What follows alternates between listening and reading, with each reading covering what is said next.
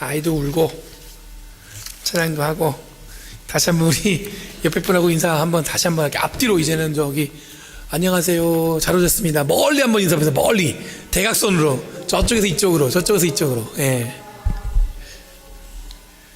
그 뭐 제가 뭐 그런 마음이 있는 건 아닌데 가운데 이렇게 쭉 이렇게 통로가 있잖아요. 그럼 왼쪽 자리와 오른쪽 자리를 내가 늘 비교해요. 오늘은 오른쪽 자리가 조금 기우는데요. 뭐 이런 생각도 들고 하여튼 오른쪽 자리 좀 분발하세요. 아셨죠? 어저께 여러분들 우리 연해뿐만 아니라 전국에 사는 거예요. 노 말라리아를 위한 앙골라의 그 말라리아 퇴치를 위한 그 야구 경기 티켓을 팔았잖아요. 그래서 제가 갔어요. 그래서 우리 김영기 집사님네 가정하고 우리도 이렇게 갔어요.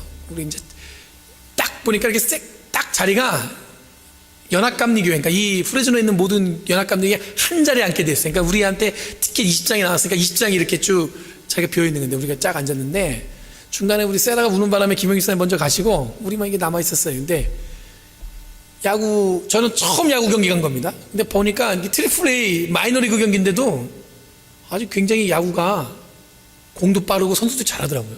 한 선수가 딱 쳤는데 이 파울볼이 휘 오더니 제 머리 위로 오는 거예요. 이게. 근데 여러분 생각해보세요. 처음 간 사람이 야구장 처음 갔는데 그걸 설마 나한테 오겠나 이러고 있는데 이 공이 휘 오면서 머리로 떨어지는 거예요. 순간 이걸 잡을까 아니면 내 모자를 벗어서 잡을까 막 그런 게 뚝 떨어져 갖고 손에서 비껴갖고 우리 딸 이루한테 발에 딱 떨어졌어요. 딸이 아야 하면서 이게 공이 의자 밑에 있더라고요. 그래서 딱 주워 딱 봤더니 관중들이 막 옆에 있는 사람들이 막 박수 치는 거예요. 그러니까 제가 몰랐는데, 우리 제가 쓴 칼럼에 있는 내용이에요. 오늘 몰랐는데, 우리 경기할 때 아마 앞에서 선수들이 막 치니까 파울볼이 막 여기 날라가고 저기 날라가고 막 이러니까 마침 어제 우리 아들이 생일이었으니까 그러는 거예요. 저거 갖고 싶다는 거예요. 그랬더니 엄마가 그랬다는 거야. 하나님께 기도하면 하나님 주실 거야. 근데 얘가 막 간절히 기도했대. 근데 거기 딱 맞잖아요. 그래서 우리 아들은 뭔지 알아요? 하나님이 주신 선물이야. 전 그것도 모르고 이게 웬 나한테 복인가 깜짝 놀랐어요. 공이 이렇게 슉 날라오는데 제가 무슨 생각이 들었냐면 갑작스럽게 여러분들 우리에게 무언가 다가오는 게 있어요. 그러면 당혹스럽잖아요. 이게 선물인가 기쁨인가. 그런데 우리가 여러분들 간절히 바라는 것이 어느 순간에 갑작스럽게 우리에게 올 때가 있는 것 같아요. 오늘 갑작스럽게 찾아온 은혜에 당황했던 한 사람을 우리가 보는 겁니다.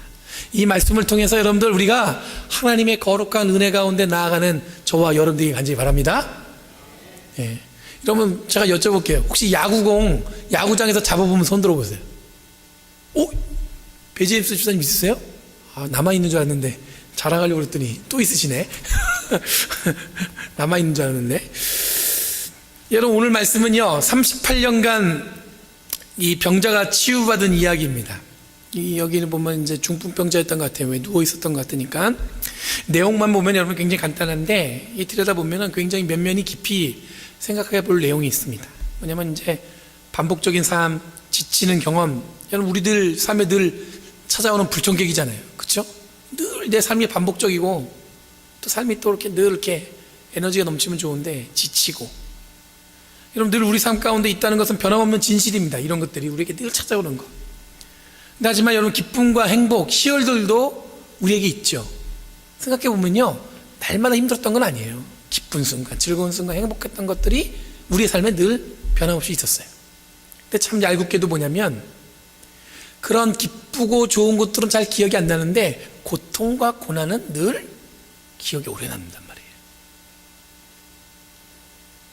여러분들 그래서 기도가 간절히 필요할 때도 우리가 힘들 때 기도가 간절히 필요하다고 여겨지고요. 간절히 기도를 요청할 때도 보면은 그 기도를 요청하는 순간이 가장 힘든 순간이에요. 제가 아는 목사님이 29에 목사 안수를 받고 29살에 중풍이 왔습니다. 스트로크가. 너무 젊은 나이잖아요. 그때 사귀던 자매도 떠나가고 거의 목회를 할 수 없을 정도로 누워 있었습니다. 오랫동안. 간신히 몸을 추스렸는데 딱 한 손만 움직일 수 있어요. 오른손. 이 왼쪽을 완전히 못 쓰는 거예요. 그러니까 오른손으로 또 하던 게 있으니까 컴퓨터를 오른손으로 기가 막히게 달아요. 마우스 움직이면서 타자 탁 치고 한 손으로 얼마나 잘하는지 몰라요. 그래서 교회에서 웬만한 행정은 그 목사님이 잘 하셨습니다. 부목사로서도 훌륭히 사역했죠. 근데 39에 또 심장 스탠스를 시술을 했습니다. 별거 아닐 수 있지만 여러분들 젊은 사람이 이 두 가지를 29, 39에 겪으니까 이 목사님 저한테 한 얘기가 뭔지 아니면 9수가 두렵다는 거예요.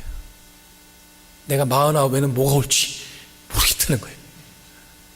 이분이 제법 큰 교회에서 부목사로 생활하다가 아마 그 교회 목사님들이 담임 목사님이 바뀌면서 효율적으로 일할 수 없다는 이유 때문에 아마 이렇게 내몰리게 된 것 같아요. 그러면서 얼마 전에 전화가 왔는데 작은 교회를 하나 개척했는데 그 교회 이름을 어떻게 지으면 좋겠냐고 저한테 물어봤어요. 제가 그 얘기를 듣고 난 다음에 마음 한구석에 무슨 생각이 들었냐면 이분의 목회 여정에 제가 길진 않지만 짧게 그분과 동행했었는데 이분에게 하나님의 은혜는 무엇일까? 이게 질문이 생겼어요. 29에 중풍 맞고 39에 심장 스탠스 수술하면 이분이 갖고 있는 하나님의 은혜, 이분이 고백하는 하나님의 사랑은 무엇일까? 여러분 늘 죽음이 동행하는 삶에 그리고 변할 것 같지 않은 현실, 갑작스럽게 여러분들 기도했는데 중풍 걸린 몸이 확 깨끗하게 날 수 있다면 좋겠는데 여러분 우리가 잘 알지만 쉽지 않잖아요. 이분이 고백하는 생명의 주인이시고 부활하신 주님의 계획은 무엇일까? 이런 질문 속에 교회를 개척했다는 소식을 딱 들으니까 무슨 생각이 들었냐면 내가 알 수 없는 하나님의 깊은 은혜와 사랑을 이분은 깨닫고 있구나. 동시에 드는 생각은 뭐냐면 하나님이 만져주는 특별한 은혜와 기쁨과 사랑이 이 목사님에게 있구나, 그런 생각이 들었어요. 제가 그 얘기를 들으면서 제가 간접적으로 무슨 생각이 들었냐면 행복했습니다. 기뻤습니다. 오늘 말씀에 보니까 예수께서 유대인의 명절이 되어서 예루살렘에 올라가셨습니다. 여기서 말하는 유대인의 명절은 유대인 축제의 날입니다. 정해진 어떤 날은 아닌데 어떤 축제하는 그런 날이었습니다. 2절에 보니까 예루살렘에 있는 양문 곁에, 오늘 본문에 보면은 베드자다 연못인데 여러분들 우리가 잘 알고 있는 베데스다 연못이에요. 그 연못에 그 장소가 소개되어지고 있어요. 여러분 양문이라는 것은 뭐냐면 성전벽에 설치되어 있는 아주 특별한 문입니다. 그게 뭐냐면 그 성전벽, 그 양문은 뭐냐면 자기가 가져온 재물, 양이나 염소나 여러 가지 하나님께 드릴 예물을 들고 들어가는 문입니다. 이 말은 뭐냐면 재물을 가져옴으로 성전세를 면제받을 수 있는 사람들이 가는 문이란 뜻이에요. 그러니까 아무나 들어가는 게 아니라 뭔가 자기가 재물을 들고 가야만 통과할 수 있는 문입니다. 거기 가면요 성전세를 면제받을 수 있어요. 그러니 여러분들 가난한 자들과 병든 자들에겐 이 양문은 차별과 없음이라는 고통을 상징하는 문이에요. 저 문을 볼 때마다 어떤 마음이 드냐면 있는 사람들은 그냥 내가 갈 수 있는 문이지만 없는 사람들은 뭐예요? 통과할 수 없는 문이에요. 도저히 갈래야 지나갈 수 없는 문이란 말이에요. 근데 그 당시에 성전에 그런 문이 있었다는 겁니다. 그러니 그 문에 들어갈 수 없는 병자들이 그 옆에 베데스다 연못에 몰려 있었습니다. 행각이 5개 있는 그 자리에 사람들이 앉아 있었습니다. 그 연못은 병든 자들에게 이렇게 소문이 났습니다. 하늘의 천사가 내려와서 물을 이렇게 한번 흔들어 놓으면 물이 동할 때 제일 먼저 들어간 사람이 병이 씻은 듯이 낫게 된다는 거예요. 제일 먼저 들어간 사람이. 그러니 병든 자들은 계속해서 모여들었고 물이 동할 때 그 연못에 들어가는 경쟁은 여러분 제일 먼저 들어가니까 치열했겠어요? 아니면 그냥 자연스럽겠어요? 경쟁이 치열했죠. 1등이 되는 거예요. 물이 동할 때 1등으로 들어가야 되니까 경쟁이 치열했겠죠. 그럼 재밌지 않습니까? 은혜의 자리라고 이야기하는 그곳, 치유의 자리라고 하는 그 자리가 제일 먼저 들어가야만 그 은혜와 치유를 얻을 수 있는 경쟁과 부담의 자리가 함께 공존하는 거예요. 굉장히 모순적입니다. 하나님의 은혜와 하나님의 치유의 역사가 있는 그 자리라고 다들 얘기하는데 여러분 그 자리는 지금 어떻게 바뀌었냐면은 제일 먼저 가야 되는 경쟁의 자리예요. 부담의 자리가 돼버린 거예요. 그러니 이 병자들이 이해하는 은혜의 개념은 뭐냐면 경쟁과 부담이 함께 녹아 있을 수 있다는 겁니다. 한번 생각해 보세요. 은혜의 자리입니다. 치유받을 수 있는 자리입니다. 근데 여러분들 경쟁이 막 1등만 해야 돼요. 1등.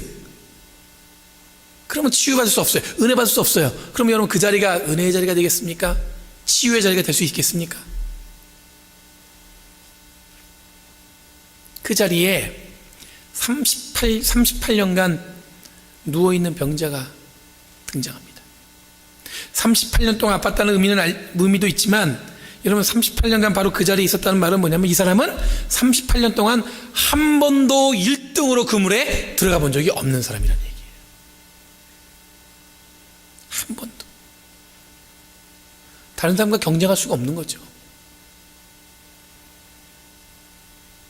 근데 이 38년 된 병자에게 예수님이 느닷없이 찾아오셨어요. 갑자기. 6절 말씀에 보니까 예수께서 누워있는 그 사람을 보시고는 또 이미 오랜 세월을 그렇게 보내고 있는 것을 아시고는 물으셨습니다. 낫고 싶으냐? 이거 얼마나 중요한 말입니까? 낫고 싶으냐? 여러분 느닷없이 찾아온 예수님이 이 병자가 어떻게 받아들일지 분명합니다. 병을 낫고 안 낫고를 떠나서 자기에게 말을 걸어준 이분에게 지금까지 38년간 누워있던 이 병자는 그동안 경쟁에서 한 번도 1등으로 베데스다 연못에 들어갈 수 없었던 자신의 상황을 예수님께 하소연하기 시작했습니다. 아마 그랬을 거예요. 낫고 싶으냐? 그럼 묻을 때 예, 낫고 싶습니다. 이게 아니라 저는요 여기 38년간 있는데 한 번도 자기가 할 수 없었던 불가능했던 것을 계속 하소연했겠죠. 여러분 세상이 관심 갖지 않는 자신에게 어느 날 느닷없이 찾아와서 낫고 싶으냐고 물어보는 분에게 당연히 이 마음속에 있는 것을 이야기하는 건 당연하겠죠. 내 마음의 불편함, 불평, 아주 막 진짜 꺼내기 힘든 이야기들. 그러면서 한 얘기가 뭐냐면 주님 물이 움직일 때 나를 들어서 못에다 넣어준 사람이 없습니다. 내가 가는 동안에 남들이 나보다 먼저 들어갑니다. 이 사람이 그렇게 이야기하는 거예요. 여러분 예수께 전한 이 38년간 병든 자의 하소연은 나를 그 연못에 데려갈 사람이 없었다는 거예요. 나를 그 연못에 데려갈 사람이 없었다는 거예요. 이런 누워있는 병자로서 이런 하소연은 다른 것처럼 보이지만 결국 이분이 가슴에 맺힌 아픔과 상처는 어디서 온 거예요? 자기를 들여다가 넣어준 사람이 없다는 거예요. 아무도. 자기 아픔과 상처는 어디서부터 온 거예요? 다른 사람한테부터 온 거예요. 아무도 나를 저 연못에다가 제일 먼저 넣어주는 사람이 38년 동안 한 번도 없었다는 거예요. 나를. 다른 사람이.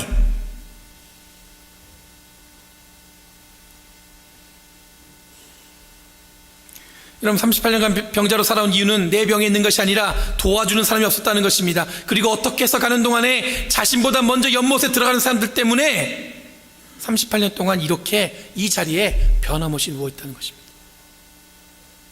그런데 이런 병자에게 예수님께 오신 거예요. 예수님께서 갑자기. 그러고는 8절에 예수님께서 말씀하십니다. 일어나서 내 자리를 걷어가지고 걸어가거라. 할렐루야.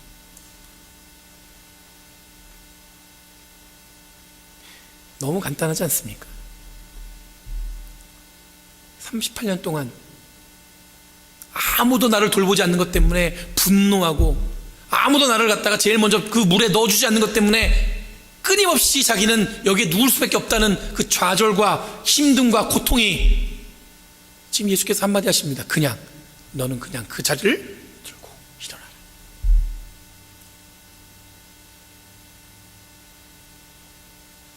그러자 9절에 38년간 누워있던 이 병자가 병이 나았습니다. 그리고 자리에서 일어나 걸어갔다고 얘기하고 있어요. 너무 간단한 내용입니다. 지나간 38년이 어떻게 보면은 당혹스럽습니다. 왜냐하면 예수님이 말씀하신 그 말씀만 듣고 그냥 일어나면 되는데, 그래서 이분은 다른 사람, 남들이.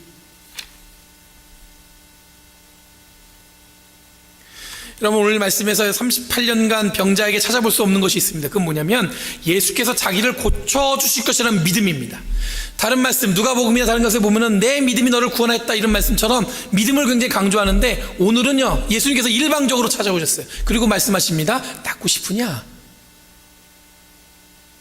그리고 이 사람은 엉뚱한 얘기를 했는데 예수님께서 너 자리를 일어나, 털고 일어나라 가라. 그 말 한마디에 이 사람이 다 병이 나와버렸어요. 보통은 그 믿음이 낫게 하는 경우를 보는데, 이 병자는 예수가 자기의 질병을 낫게 할 것이라는 믿음을 보여주지 않았습니다. 그저 보여준다면 자기를 연못에 데려가지 않은 사람들을 탓하는 것만 오늘 본문에서 우리가 확인할 수 있는 내용이에요. 그 경쟁에서 자기는 늘 실패했다는 얘기만 예수님이 우리가 볼 수 있는 겁니다. 여러분, 38년간 움직일 수 없는 병자는 물론이고 아마 이 많은 병자들이 유대인의 이 명절에 특별한 일이 있을 거라는 그런 기대가 이 베데스다 연못에 있는 사람들에게 있었을 것입니다. 모두가 축제로 즐기는 이 시간에도 분명히 하나님께서 특별한 은혜를 우리에게 주실 거야, 그런 기대가 있었을 것인데, 축제로 들뜬 도시에 질병을 가진 사람들도 똑같이 흥분해 있었을 것입니다. 이번에 제일 먼저 들어가면 내가 치유받을 거다. 이 흥분과 기대 가운데 38년간 움직일 수 없었던 병자는 아마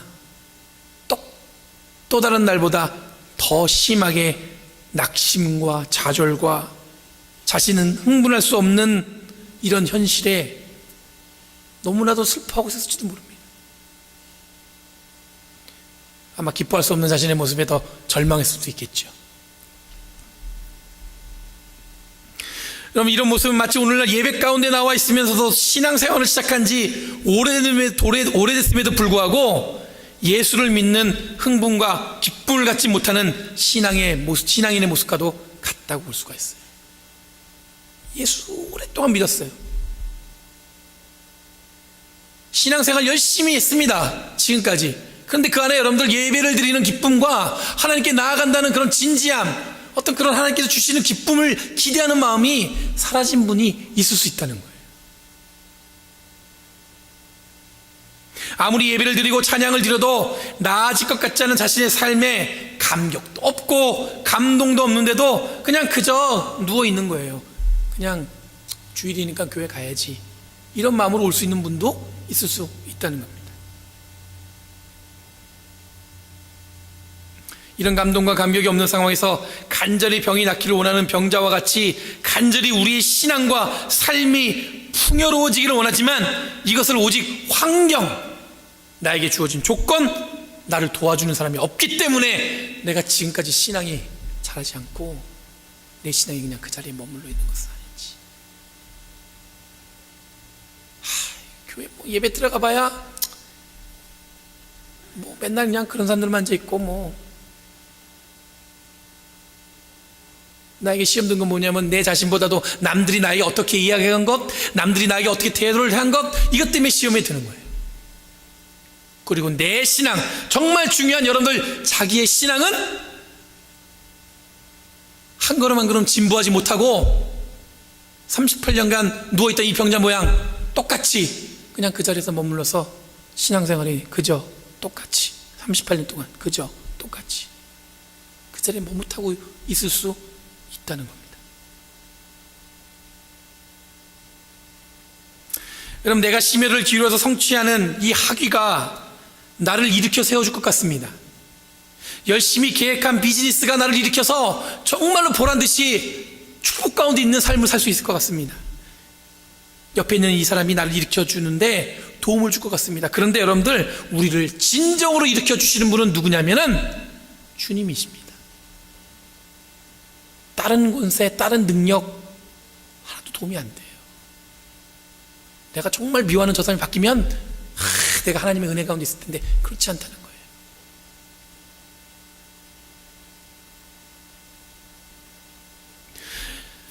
생각해 보시기 바랍니다. 38년이라는 시간이 짧은 시간입니까? 긴 시간이죠. 이 긴 시간 동안 이 병자가 기대한 것은 다른 사람의 손길이었습니다. 다른 사람의 도움이었습니다. 오늘 이 시간 우리들이 확인할 것은 뭐냐면, 이렇게 긴 시간 소망했던 힘과 능력이 허망했던 것처럼 지금 우리들이 허망하게 기대하고 있는 것이 무엇인가에 대해서 우리의 생명과 영혼을 맡기고 있는지 아닌지를 확인해 보시는 저와 여러분 되기 원합니다. 헛된 것에 계속 욕망을 두고 붙들고 왔다면 이 시간에 털어버리는 거예요. 누군가 때문에 이 문제가 일어난 것 같다 생각했다면 그 문제를 과감하게 털쳐버리는 거예요.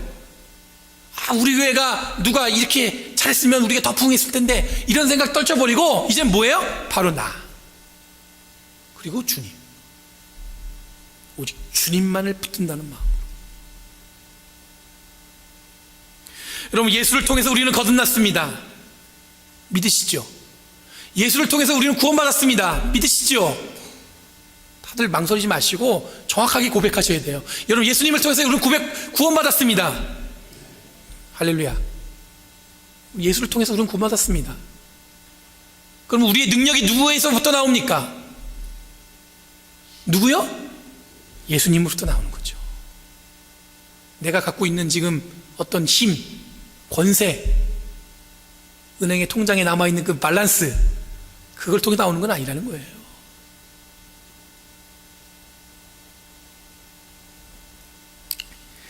목사도요, 어느 날 힘이 어디서 나면 교인 숫자에 나옵니다. 우리 교인 수가 이렇게 많으면 목사님도 힘을 딱 줘요.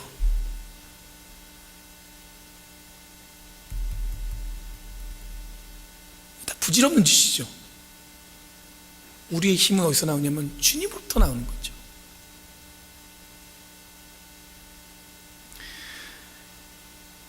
이런 예수를 믿음으로 우리들은 새롭게 되었다는 것을 우리가 믿고 있어요. 그 삶을 따라가려고 노력합니다. 그런데 이 새로움을 입은 우리들이 엉뚱하게 다른 힘과 다른 권세에 매몰되게 되면은 결국 주님의 권세가, 주님의 능력이 우리의 삶에서 드러날 수가 없는 거예요.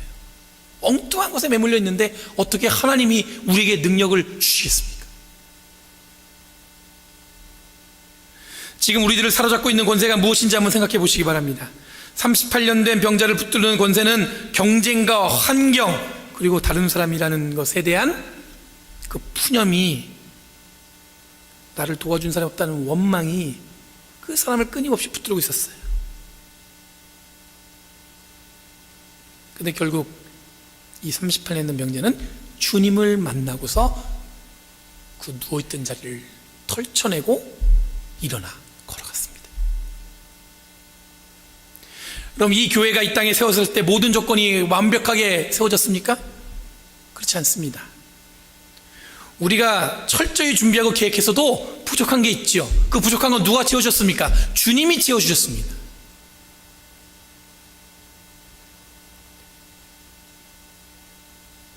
이 부족함을 채우는 것은 오직 주님의 은혜뿐인 거예요.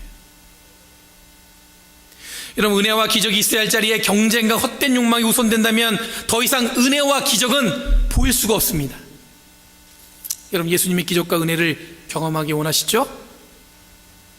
그렇다면 스스로 물어보시기 바랍니다. 지금 내가 어떤 권세에 매여 있는지, 나의 우선순위가 어디 있는지를 한번 보세요. 그럼 여러분들이 지금 어디에 묶여 있는지가 딱 드러나는 거예요.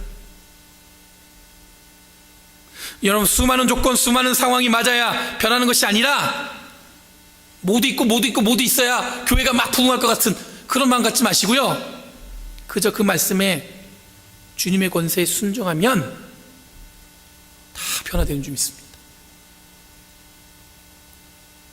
바뀌길 원하시죠? 변화되길 원하시죠? 그러면은 그렇게 그냥 고백하시면 돼요. 주님. 나머지는 어떻게 되는 거예요? 주님이 채워주시는 거예요.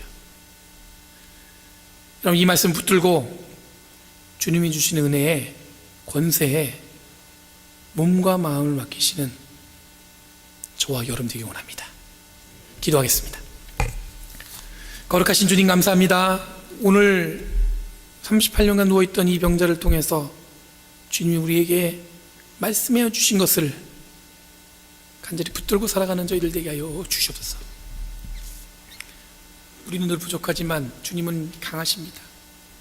그것을 믿고 우리가 알고 있지만 결국 여러분들 세상이 쳐놓은 그물에 얽혀 하나님 허우적대는 저희들의 모습을 돌이켜봅니다. 이 시간 다 내려놓고 오직 주님을 의지하고 주님께 나아가는 저희들 되게 하여 주시옵소서. 성령의 능력 가운데 있게 하여 주시옵고 하나님이 보여주신 놀라운 능력 가운데 하나님 우리가 주님이 늘 함께 하셔서 지금 이렇게 살아가고 있다고 고백할 수 있는 믿음을 우리에게 허락하여 주시옵소서. 예수님의 이름으로 간절히 기도드리옵나이다.